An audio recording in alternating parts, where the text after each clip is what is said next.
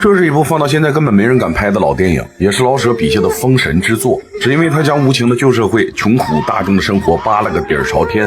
也许只有看完它，我们才能深刻的明白何为绝望。你他妈一个拉洋车的也敢告我呀？你活够了你！我要是没点来头，我能当局长啊！故事还要从清朝末年说起。眼看着这群辫子兵只想找刺激，竟随即闯进一户人家抓女人。女人的丈夫只反抗了几句，就被辫子兵一刀给砍死了。身为巡警的福海却只能躲在隔壁的邻居家里，连大气儿都不敢出。直到辫子兵走了，福海这才敢出去查看情况。只见那户人家已经被一把大火给烧了，福海立马跑到警局汇报情况。结果就在他火急火燎的说完之后，却引来了一阵哄堂大笑。赵警长跟他说：“我早就知道，这有什么大惊小怪？您是新来的吧？”辫子兵杀人放火这件事儿，老巡警们早已习以为常，只有福海这个刚上任的新人把他当回事儿。要说这事儿，他们警局根本管不了，只能站在一边看热闹。赵警长告诉福海不要多想，先回去休息，明天一早还得做巡防工作呢。第二天，福海等人在街上巡逻时，迎面遇见了一群辫子兵走了过来，他们恭敬地向辫子兵敬礼。这时福海注意到有个辫子兵盯上了邻居家的小孩，他赶紧提醒小孩快点走，可惜已经晚了。只见辫子兵上前抓住小孩，然后手起刀落，孩子就这样成了他的刀下亡魂。周围的人只能这样呆呆地看着，没有人敢说一句话。时间很快来到了1911年，武昌起义爆发，清政府的统治彻底被瓦解，中华民国正式成立。民国政府宣扬民主、自由、平等，人民都盼着有好日子过。殊不知这对他们而言是另一场噩梦的开端。福海在警局里干了也有几年了，赵警长给他升了3等警员，工资从6块涨到了7块，还派他和另一名警员去给一位姓秦的官员看门。俩人不管看到谁都要敬个礼。闲下来时，福海忍不住的吐槽道：“感情，今儿啊，我计算总敬了有80个礼了，敬礼得81个。”这时管家走了进来，他让2人中的一个为秦老爷去取些烟土。福海还是第一次碰到这样的事儿，毕竟以前他们遇到打麻将和抽大烟要管，现在好了，倒成了跑腿送烟土的了。咱给他报告去，报告去啊？上哪儿啊？局子里头啊？局子里？局长都是他派的，你告谁呀？这个世道就是如此的荒谬，有的人就是一手遮天，底层的百姓只能对他言听计从。福海只能去帮秦老爷拿烟土去，他临走前还不忘吐槽道：“这就叫民主共和、自由平等。”秦老爷是个贪财好色之徒，偏偏娶了个彪悍的女子。这天夜里，他和小妾嬉戏玩闹时，秦夫人直接闯进2人的房间，拧着耳朵将秦老爷给揪了出来。百姓们穷的都要没鞋穿了，秦夫人却摆着一堆名贵的绣鞋不穿，觉得这么多鞋子里始终挑不出一双满意的。尽管都快吃不上饭了，但百姓们还在自我安慰，觉得这都是命，山珍海味那是有钱人才能享用的。不过别人没见过这样的场景还好。福海去秦老爷家当了几天差，见识到他们是如何挥金如土，如何不把百姓当人。福海心中难免有些怨言，不过他也只敢在邻居面前吐槽：“这2天啊，我们大人那汽车来汽车往的，竟是日本人，这也不是怎么当的事情。”秦老爷不把百姓当人，对着日本人却是一个劲儿的点头哈腰，恭恭敬敬。福海这样的普通百姓不知道他在谋划什么，而那些知识分子可是一清二楚。不久后，秦府就被高校大学生给包围了。他们高举旗帜，要求国民政府废除与日本签订的21条，秦老爷却对他们避而不见。福海作为门口的守卫，不得不拦住他们。他走进去向秦老爷通报了此事，没曾想却挨了一嘴巴子。这个叫我太为难了。这个我们老爷说了，他说还是不见。他说这是国事，您学生懂什么呀？学生懂得什么？我们至少知道爱国，不像他们出卖国家、贪赃枉法。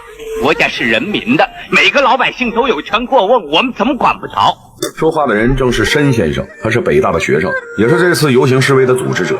他们想用自己微薄的力量来改变国家的命运，尽管可能会流血会牺牲，但也总比做亡国奴要好。福海不知道什么叫21条，于是学生们就跟他解释，21条就是中国土地让日本人来管，日本人搬到你家里去住，还不许你反对。你花钱呐，得跟日本人要，没钱呐，饿死也不准你说一句话。这就是亡国了，你懂不懂？所以每一个中国人在这个时候都应该拿出自己的良心来呀。福海听懂了他们的意思，他也想跟着学生们去游行，但他现在当的这门差事只能恪尽职守。而就在这个节骨眼，秦老爷就让兵来抓捕学生们，一时间整个北京城都乱了。然而这群勇敢的为国家发声的学生却从未退缩。也正是那一年，全国爆发了轰轰烈烈的5·4爱国运动，而学生们的行动也就此拉开了序幕。此刻无数百姓都是热血的，然而大家看不到的地方，悲伤依旧随处可见。这么一个孩子就30块钱，您再给添点吧。10、20、30，你卖不卖？为了凑钱给重病的丈夫抓药，女人仅收了30块钱就将孩子给卖了出去。可讽刺的是，这时的一瓶进口香水价值50，秦夫人买的时候连眼睛都没眨一下，因为这对于她来说9牛1毛。好在五四运动爆发后，秦老爷就被迫下了台，百姓们以为有好日子过了，没成想仅仅过了2年时间，秦老爷卷土重来，而且这次他的官职比上一次还大。学生们的流血和牺牲在这一刻成了笑话，百姓都看不懂到底是怎么一回事了。但是没有人在乎他们的意见。秦老爷的排场越来越大，不管走到哪儿都有小汽车接送。秦夫人还将自己的表弟狐狸介绍给了他。你会干什么呢？我会说日本话。哦，这有用，这太有用。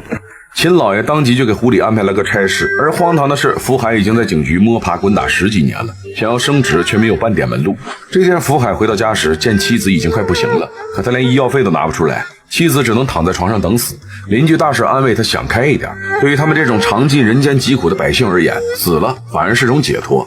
福海平静地接受妻子的离去，他只能拜托邻居大婶多照料一些自己的2个孩子。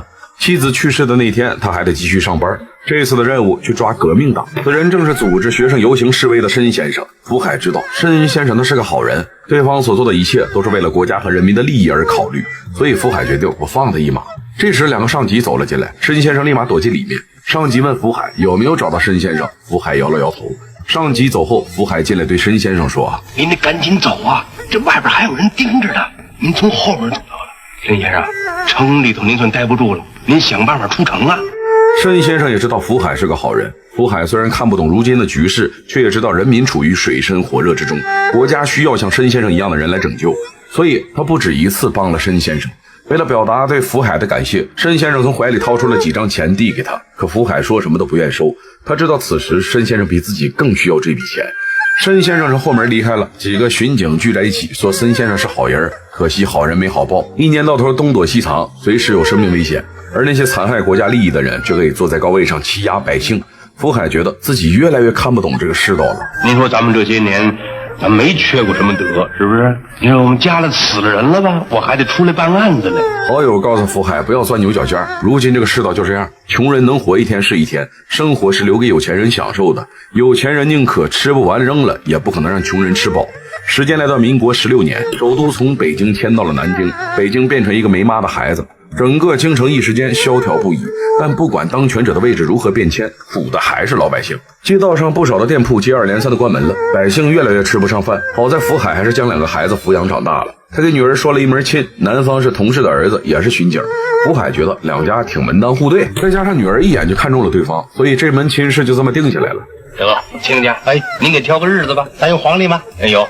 2个亲家拿起黄历翻了起来，见初8日子不错，就将婚事定在初8这天。福海就这样把女儿嫁了出去。嫁了女儿又愁儿子，儿子的亲事倒是也定下来了，对方是从小和他一起长大的青梅竹马，名叫小玉。福海最关心的还是儿子的工作，毕竟儿子和申先生走得很近，福海倒是不反对他们来往。可申先生是要做大事的人，他觉得自己儿子没那个本事，而且不希望儿子去涉险。儿子也明白父亲的想法，于是决定也当一名巡警。起初福海是不愿意的，因为他当这么多年巡警，知道其中的辛苦和不易。但仔细一想，儿子除了巡警也没别的出路了。不久后，父子2人就都穿上了警服，儿子还是挺孝顺的，刚拿工资就给他买了吃的。而在日常的生活中，儿子也变得懂事不少。福海觉得日子总算有了点盼头，可惜好景不长，很快整个国家又迎来了变故。卢沟桥事变之后，日本发动了全面侵华战争，谁知当局者竟奉行不抵抗的政策，人民陷入水深火热，全国的学生都在游行示威，要求当局者出兵抗日。与此同时，很多百姓自发组织起来民兵抗日，但由于武器装备落后，人数上不占优势，所以百姓只能打游击战，而申先生就是组织者之一。儿子也想加入到游击战中，可申先生有顾虑，他知道福海一个人将儿子拉扯大不容易，所以不想轻易让他跟自己去冒险。申先生再次离开了，他去了卢沟桥打游击战，但此时谁都没有办法阻止日本人的脚步，他们打开了我国的大门，甚至占领了北京。从此以后，巡警也归日本人管辖。儿子不想待在巡警队了，他想跟着申先生一起打游击战。福海却不想让儿子冒险，所以说什么都不愿意让他去。爸爸，我可真跟您说不明白了，您愿意当亡国奴啊？这我又不是小孩子了，成天的看着街坊邻居挨打受气，人谁他妈也受不了。这就是我不走，爸爸你也该叫我走不是？但福海还是不肯松口。原本好好的一家4口，老婆早就去了，女儿也嫁人了，如今儿子要再一走，家里就剩自己了。福海知道自己命苦，但也不能苦到这个份上。儿子听父亲这么一说，就只能暂时打消了离开的念头。没想到不久后发生的一件大事，却再次改变了福海的看法。几天后，日本人挨家挨户的上门抓女孩子，他们身边还跟着一个翻译，那就是秦夫人的表弟狐狸。他对日本人殷勤的样子简直令人作呕。福海偷偷将小玉的名单撕掉，告诉他这里没有女孩子了，谁知还是被狐狸给揭穿了。不管不顾的闯进房间要抓小玉。小玉虽然还没有过门，但两家人早就认定她是福海的儿媳妇了。儿子将小玉藏在自己的房间里，日本人找了半天没找到，于是殴打小玉的母亲。小玉心疼的惊呼出声，狐狸就这样发现了她，当即闯进屋子里将她抓了起来。母亲哭喊着在小玉的身后，在场的男人没一个敢吱声。大哥，听着，您得说一句话呀！眼看着您儿媳妇给人家拉走了，您不能不管啊！大哥哎！可福海能有什么办法呢？现在鲁莽上去只有一个字死。为了能保住自己的命，男人们只能眼睁睁看着自己的女儿或妻子被抓走。他们到了日本人的军营里，结局可想而知。而这件事也彻底改变了福海的看法。儿子要去打游击，我就让你去，能多杀一个都是赚的。邻居街坊都来为儿子送行，他们叮嘱他千万小心，可他们心里都清楚，儿子能活着回来的概率太小了。儿子就这样走了，之后再没回来过。时间转眼来到1945年，日本宣布投降，百姓看着日本人离开了中国，以为会盼来好的日子，苦的始终是百姓，而那些有权有势的，换个身份依旧过着衣食无忧的日子。您猜从前那个姓胡的翻译官现在他干什么了？那总得给抓起来吧？抓起来了，现在当了警察分局长了。此话一出，所有人都露出了惊讶的表情。上面的人不知道狐狸从前做过什么，他们这些深受其害的百姓还不知道吗？小玉的父亲孙元怎么都咽不下这口气，他听说蒋委员长很快要到北京了，于是决定投第一封举报信。可他一个平民百姓的信件，怎么可能到蒋委员长手里？反倒是让狐狸给截胡了。